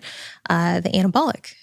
A lot of people are big fans of like, okay, 2 weeks post-show, I'm going to throw the Anavar in place because I need a new goal. I need a new pathway to go down. And it's like, you're not in a great position to build. So I would try to identify, okay, is there anything that can be modified in that regard? And I think to give you a number, I'm looking at like that 12 to 16 week mark post-show. If we haven't regained ovulation, we kind of need to pump the brakes. And that typically is the point where at least my athletes are like, yo, like, can we please put something in place? Like, please give me drugs. Like, I want something to help make this easier. Okay. You're probably wondering, why am I wearing these glasses? Well, it's because I'm being bathed in blue light. And blue light isn't necessarily bad. There's blue light in the sun. But if you're in your office, if you're indoors, if you're in front of a screen during the daytime, it's not a great idea to have your eyes being bathed by blue light all day long. That's why EMR Tech, a company that we've partnered with, has blue light daytime glasses and blue light blocking evening glasses. These glasses right here are meant for you to wear during the daytime when you're in front of screens, etc. But if you're outside, take the glasses off and get the natural sunlight. And if you're at home in the evening when sun sets and you need to be in front of the TV or you need to be in front of your computer or on your phone, these glasses are the ones to get. They also have the best red light therapy devices on the market. If you stand in front of any of EMR Tech's red light therapy devices, you will actually feel how much stronger the output of the red light is on those devices versus any of the competitors. They also have some of their smaller red light devices like their Fire Wave, Fire Dragon, and Fire Storm. And then if you want to get some of their bigger panels, they have their Fire Hawk, which is their biggest panel, and the Inferno panel. These are literally the best red light therapy devices on the market. And if you want to save on them, Andrew, how can they do that? Yes, you got to head over to emrtech.com. That's EMR-tech.com. And at checkout, enter promo code PowerProject to save 20% off your entire order. Again, that's emrtech.com, promo code PowerProject. Links in the description as well as the podcast show notes. So with access to so many people in incredible shape, with social media and stuff, and we're seeing them at the best, right? Nobody's taking too many pictures and being honest and showing like, look, I'm a little chunky right now. How do you help people with the old classic body dysmorphia? Because like we have these, at least these goals in our minds where like, yeah, I want to, get shredded, but it's like, hey, you're kind of upwards of like 25% body fat right now. Like it's going to take you a minute. And then, again, they have these expectations of like, okay, I just started working with a coach and all this and that. And then it's like, I don't look like all of them. I look kind of crappy right now. So maybe body dysmorphia is not the right thing, but I guess managing expectations. I really like that question. I think a really powerful tool as a coach is to get them to verbalize back to you what the expectations are as specifically as they can be. So I mean, like if I'm like literally send me a picture of who you want to look like, I'll break this down. Like I'll be like, oh no, she has X amount of muscle. She's probably a very hungry person. Are you prepared to be very hungry all the time? Are you prepared to say like how prepared are you to say no constantly? Because these things like they have constraint, they've minimum buy-ins. I'm much nicer when we do calls. I don't talk to them like this. It's my internal dialogue. I get to hear this usually. So usually we're having a conversation that revolves around, okay, what is it that you can do? What are you willing to do to achieve this goal that I want laid out very specifically? Okay, if that is different than what I know they can do, or if they're asking for too much, essentially, okay, I bridge that gap with like, hey, based on what you told me, here is the best we can do. And I would never send them a picture of what that looks like because I think that would, there could be some discrepancies there. But if they're far off in their expectations, I mean, I think it warrants having a very honest conversation of like, it's okay if you can't do anything more, but this person, I'm telling you, they're doing so much more. Like they're doing a whole lot. And let's be honest, maybe their lifestyle can accommodate that. Maybe it is easier for them to manage the fatigue that comes with achieving that physique. So let's say they are like, hey, okay, I hear you. I do want that physique still. Can you help me? And this is never really the conversation. Can you help me develop the skill to become that person? Now we have something to work with. Now we can have intentional phases where we're working on they're managing fatigue, them dealing with some of the challenges of dietary adherence. Ultimately, it helps me as a coach because I feel pretty fulfilled helping someone become an athlete that, frankly, they wouldn't have been otherwise without that actual one-on-one coaching. Mm-hmm. And then how do you help them with like swallowing the pill of knowing that like, hey, this is going to take a lot longer than you might think? Yeah, I'm fortunate that a lot of clients I work with, I think, come in with the expectation. They come in and they list what's important to them. So like, hey, I do want to use drugs. I'm open to using drugs if you think it's necessary, if you think it's worth the risk. But I'm fortunate that a lot of the clients I work with are very risk averse. They don't have a high threshold. They don't want side effects. And they're actually willing to forego the drugs if that is what needed to happen. So laying out the framework of like, hey, I can get you results as fast as I can, but the only alternative to this is taking drugs that I don't think you should take. I think it would be a pretty reckless decision to take them to speed this up. And these reference points that you might have, with others is like, oh, she got this, and okay, we don't know the full story. Like I have a girlfriend, I love her, whose test is 500 nanograms per deciliter. And she's like, I'm okay with anatomical changes. That doesn't bother me. I also want to respect that. Like, hey, it's not my place to tell you what is or isn't virilization, which is why you really have to be honest about like that term. Like, I mean, it's very ambiguous and it varies person to person. Now, I wanted to quickly mention these two questions because since we're talking about drugs, there's two questions about HGH. This one is again from Chris Nicole, IFBB Pro. I think that's her profile. But can the use of HGH cause insulin resistance, and are there precautions to take to reduce the likelihood of that occurrence? Yeah. So, I mean, like we're definitely going to see increased fasting blood glucose, sure. But how high? Like, I mean, what, 10 points, 15 points? Like it's not, this is important. If you're someone like me who type 2 diabetes runs in my family, like a lot of people have it. Mm-hmm. So when I put GH in, I've also put in metformin. Probably had metformin, pretty sure I had metformin in before GH because I'm like, oh, this is just in the cards for me. Like I should do this prophylactically to manage blood glucose. Yeah. Yes, you should definitely be aware, and you should be aware that GH is ultimately going to drive risk factors that you're kind of already coming to the table with. So if insulin resistance is one, if that's something you're predisposed to, be cognizant of it and take the necessary means to have that in place if you're going to have it in place long term. But metformin is like first line treatment for type 2 diabetes, even I guess pre-diabetics. So it's like that's a pretty easy solution if you're just wanting like a 1-to-1. Gotcha. And growth hormone in real modest dosages, I don't think it's going to have that much of an impact, right? Like you take 1 to 2 IUs should be. Yeah, that's that's the dose I take. Like, I mean, really past that, there's people who want to be more aggressive. Is there a need? But I mean, like when you're talking about the effects on blood sugar, it's like, I think it's over sensationalized. But I mean, to each their own. Gotcha. There's now another question. There's two for my girlfriend. So my girlfriend, Sam, by the way, she's so like I mentioned, she just got her pro card, but she, you know how guys will like know all the football players and all their stats and like, you know, what season that they did this X, Y, and Z. She knows that about bikini. She knew everything about your contest run, about like when you were competing, how long your off season been, what your judges told you to improve in terms of your glutes. She knew that all. And then she gave me the rundown. So like she knows this about Ashley Coltwasser, which is the only reason why I know about this about Ashley is because she is a fucking encyclopedia of bikini competitors. So question from Sam.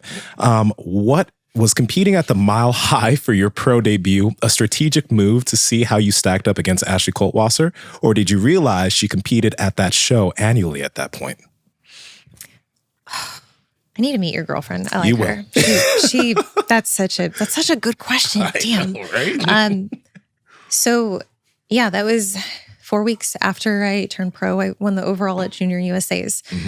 Talked about this on a few podcasts. I was just trying to not get last call outs at that pro show or the national show. Going into the Mile High, I did want to see where I stacked up. My goal was like, hey, if I can get first call outs, that would be wild. When I saw Ashley on the list, I didn't know that that was something that she did annually. But I remember being like I had people who care about me, who are smart, who are like, oh, don't do that show. Like, you're going to get smashed. Like, it's Ashley. I'm like... Could you give people some context on Ashley Coltwasser too? Because I think most people don't know. She's great. She is one of the most seasoned bikini athletes. She has seemingly the most wins, like, as far as IFBB competitors go. She's a sweetheart. She's a great representation for the sport, super professional, but always, I mean, like she's very competitive. She's very hard to beat. Like 47 or 48 shows she's won, right? Yes. Pro shows. Yeah. Yeah. And I mean, like she's very active. Yeah. She continues. What was the last name? Sorry, I'm trying to look her up. Coltwasser, Koltwasser, I believe. Yeah. Kalt. K_fit. Yeah. Something like that. I'll find it inside here. So going into that, and I also have a relationship with Ashley, like super respectful, really been an inspiration for me. I was rather like, no offense, I don't care how I stack up against like people I just competed against or people who've, let's say, done well, I would say at the lower end of the pro shows. I want to see how I stack up against the best. And I mean, like by all definitions, she is the best. So, I mean, it kind of excited me. It was something that I was like, yeah, like even if I'm far off, it would be really cool to even get the chance to stand next to her. And at that show, I mean, I got second. There was a 1 point difference. So, I mean, to me, that feels like a win. Yeah, like, that's a big deal. I'll take it. That's a big deal. All right. And then another question. Do you deal with self-doubt as a coach, especially as you coach athletes to higher levels like nationals? Totally. Yeah. I don't know if self-doubt is the right word. But I'm very honest with myself about what I don't know and areas that are new to me. And I think it's something I feel is an asset because it does force me to continue to learn. It does force me to consult with others who I think might be better versed or even bounce ideas off. Athletes going to the national level, I mean, like it's something that I feel like I'm very good at coaching them through the mental aspect of that competition. So if like answering the question that way, like I think I'm really locked in on like, hey, I get the nerves and I also get what's important to you about this show. But ultimately, I almost like parent in a way because I'm like, I want to protect you from ruining this experience for yourself if the outcome isn't what you want it to be, which is going to be the case statistically for most people who compete at nationals. Yeah. You have a really, it's really cool how you're a high level athlete, but also a coach. Because a lot of times you'll see coaches, and it's great to be just a coach. It is great, but there's an aspect that you cannot delve into when it comes to the athletic mind. You won't understand what it's like when they're stepping on stage in certain situations, but you know what that's like. And then you have a level of knowledge too. So that's fucking 1-2 punch that many can't fucking compete with. Thank you. Yeah. Thank you. No, it definitely helps, and is something I think without empathy, I think you're just going to have a hard time really getting the athlete to trust that you're in this relationship for the right reason. So I don't know. I love coaching, but I also, I wouldn't do it if I didn't love the experience of developing these relationships with athletes and seeing them being able to be a part of something that is so vulnerable and so important to them. These sports have only been around for a pretty short time, right? Yeah. Bikini, 2013. Does it ever concern you that the sports have only been around for a short time because we don't know what the results might be health-wise of some of these? I mean, in bodybuilding, we've there's bodybuilding's been around a little longer, so we had gathered some information, and it seems like there's some pretty good knowledge around like sort of what not to do. But maybe with what you do, maybe we don't quite know yet. Yeah. Do you mean the supplemental side, like non over the counter supplements? I would just say the whole thing, the pharmaceuticals. I mean, you mentioned like metformin, growth hormone, Anavar, testosterone. Like, there's like a lot going into it, and I don't personally think that any of that stuff is bad. I think that there's a reasonable way to take a lot of those things, but I don't really truly know. But yeah, the sport is pretty new, and the low body fat levels and stuff like that. I'm wondering if you have kind of concerns or thoughts about that. Totally. So I think the way my decision-making process around certain drugs, because I'm sure y'all are familiar, there are people in the space who this is like, they go really deep into the drug aspects of this. Mm-hmm. There are also the people that are like, oh, did you hear about this new one? And like, they're always like peddling like some other, I don't know, fucking SARM, like stop, like, okay. Well, once you take that one, you got to take this one. Yeah. It's like, I try to base a lot of the decisions, and I guess like they're not recommendations, but I guess my beliefs around drugs largely are tied back to what we see in literature, which is heavily integrated, or it stems from the medical community. So I mean, like we see metformin is like I feel super confident with that one. GH, I'm like, yeah, you know what? I feel really confident in understanding like the mechanism, but also understanding like, hey, this is not one that we have great studies on in an extended duration. Also, we don't have a wide enough demographic to really encompass all the comorbidities that take place with the clients that I work with. TRT, I mean, like, I guess really what I'm trying to say is like a lot of the framework is based around what research shows. And I mean, like, I know it's like in vogue to be like evidence-based right now, and like everyone, they jumped on that one. But actually, it's like, okay, does this make sense from a mechanism standpoint? And what's the associated risk? And is it even needed to accomplish the goal? So, I mean, a lot of that comes down to, is the athlete going to be able to do all the other things? Because the drugs, that part, that's the easiest part. If you're not able to do the other things, like, why are we talking about drugs? Yeah. How do you eat? Very carefully. Very slowly, yeah.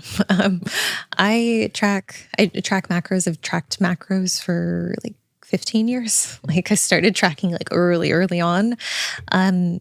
Right now, I would say I'm a little less rigid with like exact meals that need to be had, like need to make up this macronutrient profile.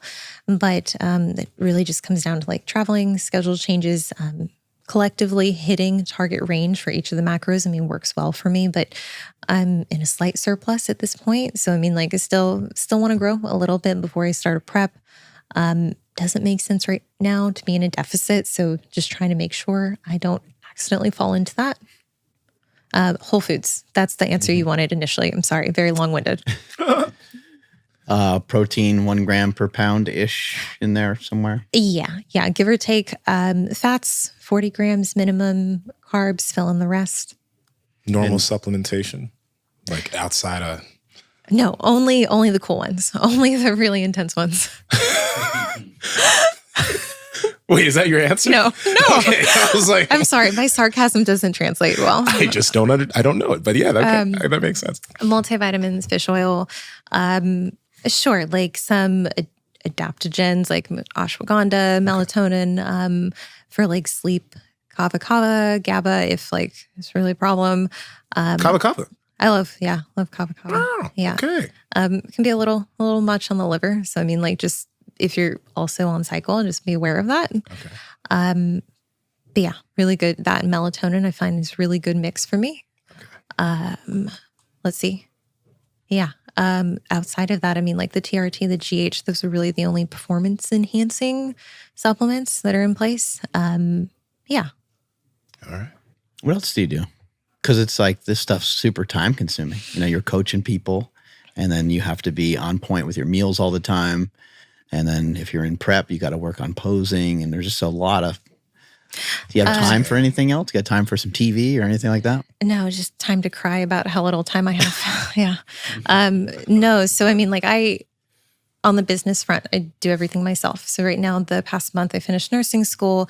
I've been focused on systemizing, putting SOPs in place. I would like to delegate out some of these tasks that I feel like at this point are more time consuming. So really that's where my focus is. A lot of the free time is integrated back into business development. But I think ultimately, the sooner I move that in the right direction, the more I'll be able to focus on the tasks that make more sense. Is your main income from coaching? Yeah, coaching. There are aspects to coaching where it is just like one-off consults. So coaches and athletes will hit me up, be like, hey, we just want to review what we're doing and make sure that it's not reckless. Those clients are, they're technically clients, but it's on like a per needs basis. So coaching, consults, Patreon. And does your Patreon give you the freedom to just sort of say whatever you want rather than, maybe on YouTube, maybe it gets pulled down or something like that? Knock on wood. Damn, Mark. Really bad joke. You made the clip pics. Oh my God. You said it. He laid you up for that. So it was right there. Patreon. I like Patreon. Yes, there are no regulations, but honestly, I haven't been self-regulating on YouTube either. So we'll see how long that lasts. Yeah, I like Patreon because I do feel like I'm able to connect with the audience more and they're able to ask very specific like case study type questions. I can then record, I typically do audio messages, but it'll be like 10, 15 minutes. I'm like breaking down, just walking them through my thought process and what I would do. Yeah, so low ask on both our parts, I would say. Also, you mentioned earlier, when on prep or when starting prep, some people, they start losing weight really, really fast, right? And it does depend on where their starting point is. What's where the rate of loss looks like for you?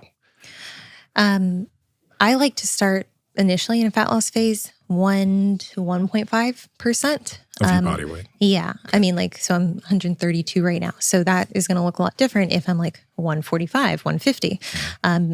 Those numbers, they're kind of arbitrary. It depends on the kind of deficit that it requires. So how much do you weigh? I am 250.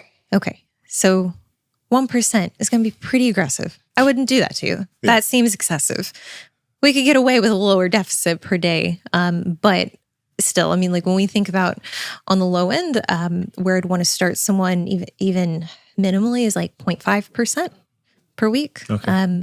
If that's not moving, create a little bit of a bigger deficit. Gotcha.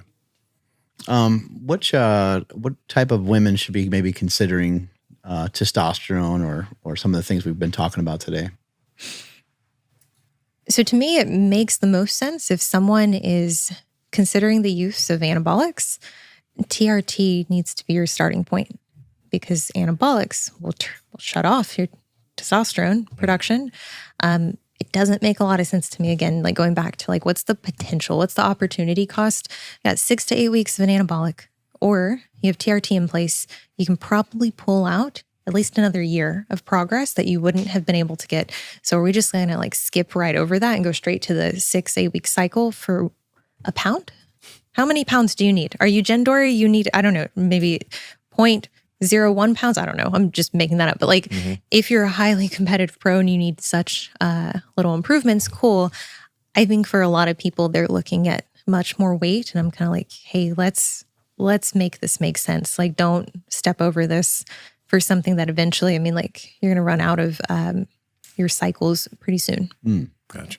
I think it makes sense for people that are maybe having a hard time with motivation in their workouts and stuff like that to not necessarily take testosterone, but to get their blood work done, and then to make a educated decision from that point on where they should kind of take things. Because I do think that PEDs, TRT, once your hormones are set in the right direction, I do really feel like it can be a motivator for some people. Oh, absolutely. No, I think for me, I really value knowing that what I'm doing is effective. If I'm on a program that I feel like is busy work, I get demotivated very quickly. If I'm on a program where I feel like there's a bunch of aspects to this that are just put in place, I don't know, for the coach's entertainment, I'm like, fuck are we doing? Like, I don't have to, I want to know that everything I'm doing, there's a rationale for it. And I think when you look at individuals with low testosterone, it's like you're having to work excessively hard for something that we have the solution in place. And if you're already considering being in the sport, well, if the concern around TRT is fertility, like you really have to ask, okay, one, what does the literature say? It doesn't necessarily support that, but also it's like you're in a sport that is putting you in a suboptimal state. So I think reflecting it like that, like helping them see like the sport itself can have long-term effects. There's a few more PED questions. Now, I'm pretty sure this one's from a guy named Finn. Is it necessary to cycle off things like clenbuterol, albuterol, L-carnitine? If so, what is the recommended duration on and recommended time off? 3 different things there. Okay, so clenbuterol, albuterol, both beta-2 agonists. I mean, like this is just going to increase. It's going to increase your ability to burn body fat. You're going to burn more calories at rest, essentially. Do you need to cycle off, like taper off? No, not necessarily. Do you need to taper off L-carnitine? No, not necessarily. L-carnitine, I mean, we're just talking about it as a supplement that I pose as like, hey, the bioavailability is much more favorable in an injectable form as opposed to an oral form. That makes sense to me. I don't mind. Now, if we're talking about time off in between, which L-carnitine, I'd run that year round. Injectable L-carnitine. Yeah. Okay. Clenbuterol, albuterol, I would say that like if we're talking about a low dose, like 20 micrograms, I ethically have a hard time being like, oh, this is going to pose a problem if this person is already abusing stimulants of all sorts. Like you can't tell me that clenbuterol is like, tell me the receptor it works on. Also, you're taking XR and 600 milligrams of caffeine in the morning. Like get out of here. Like it just, I want the consistency of like, how does this work? So it's, I don't think that you need to necessarily have clen or albuterol is just it's the same bronchodilator, shorter half-life. So I mean like interchangeable in this context, but in the off season, it doesn't make sense. That would be a fat loss agent. So have it in when you're in a fat loss phase. Gotcha. And then another question here, and I'm going to assume this is about testosterone, but he asks injection frequency, an example, small doses daily or end of day versus once or twice a week. I'm assuming it's about test. Yeah, I would say, I mean, more frequent injections is going to offer more stability and levels. So I mean, personally, if you're able to pull from a bottle that allows you to do that, if it's a male, I'm sure you will. Female, just try to get a lower concentration bottle. I would go with more frequent injections just to avoid that elevated peak and trough. What's up with all these peptides? Are there any peptides that you have utilized that you're in favor of? Yeah, I mean, I'm a big fan of like BPC, TB500 in acute settings where there's an indication for it. So like the difference between them, BPC, it's going to be for avascular tissue. TB is going to be for dynamic tissue, so muscle. I think they can be used, and my understanding is that like for minor injuries, they can be helpful, but if you're not seeing improvement in like 2 weeks, it's probably not going to see improvement from it. So just running them indefinitely, I mean, I don't think that makes a lot of sense. I think it can become very expensive if you're paying a high price point. Let's see.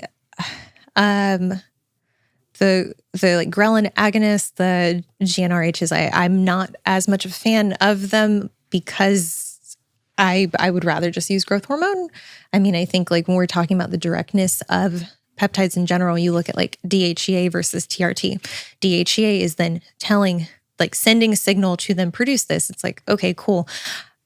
Why not just put test in place? There's no conversion that needs to happen. It's the same thing with GH. I also have a little bit of a thing about like with clinics, they charge a lot of money for these peptides, ipamorelin, cimarelin, and it's like, okay, doesn't make sense to have this in place, period. I think a lot of clinics, they can, let's just say, accidentally capitalize on the ignorance of the consumer. So, I've seen pricing inventory sheets that, literally have things that have opposing effects. They have Ozempic and MK677 on the same price sheet for the client. It's like, did you literally just give them the ability to pick what they want? Like, oh, it conveniently works out to like $1,200 hungry and not hungry at the same time. When it comes to those, the GLP-1, how prevalent is that in bodybuilding, figure, and bikini and stuff like that?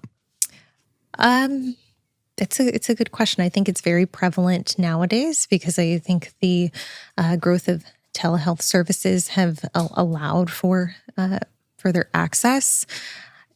Do I talk to a lot of people who ask my thoughts on them? Yes. So, like in my tiny little bubble of competitors, yeah, it seems like it's much more prevalent now. I would say though, even if you're going UGL, you can access GH for the same, if not a lesser cost. UGL? What's UGL mean? Whatever you think it means. Oh, no, what's UGL? I'm it's just a non-prescription. Underground labs. Yeah. And that ties into a question that was actually asked on here. What are the concerns with sourcing different PEDs? Can most things be ordered through a doctor or a hormone clinic? Oh, so GH, for instance, you're probably not going to get a prescription for that. Like for sure, a doctor, any provider would get flagged for writing for that.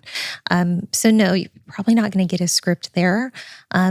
Even for like TRT, HRT in general, estradiol, progesterone, those are going to be hard scripts to get. Maybe better off going to Mexico. I'm joking, not joking, but at the same time, it's like This is not medical advice. I'm a girl on Instagram. Don't listen to any advice from me, please.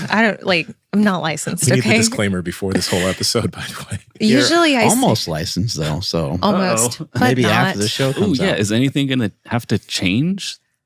No, don't put that pressure on me, Andrew. I'm just saying. Don't lock me into a test date. You sound like then my you advisor. You have I'll say authority because I know what doctors can't talk too much about that. They can only, does that make sense? I think I've crossed, the lines I should be worried about, I crossed a couple years ago. All right, so, good. Okay. No. So I will be becoming a registered nurse. So not an MP. So I still wouldn't legally be able to prescribe anything. And usually my big disclaimer, should just put it in my bio at this point, is don't listen to anything I say.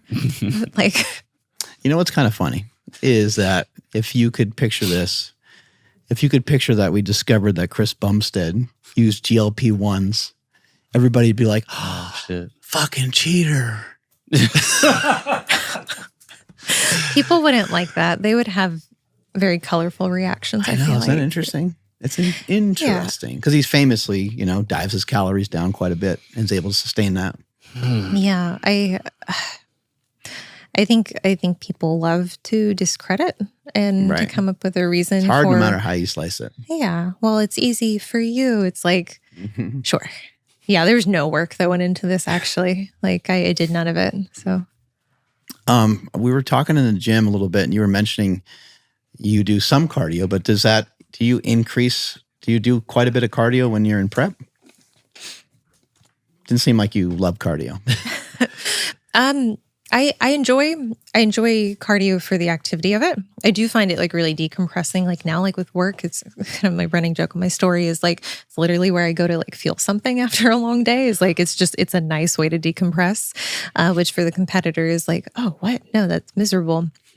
I find in prep, using it sparingly and using it with intention makes a lot of sense, just from a fatigue management standpoint, because historically I did kind of fall into that trap of just higher and, oh yeah, there are no consequences to having high bouts of cardio. But ultimately, as female athletes, we're trying to keep muscle on our frame. So anything that's going to compromise training performance can put you in that theoretically catabolic state, which probably already going to be predisposed to losing muscle anyway.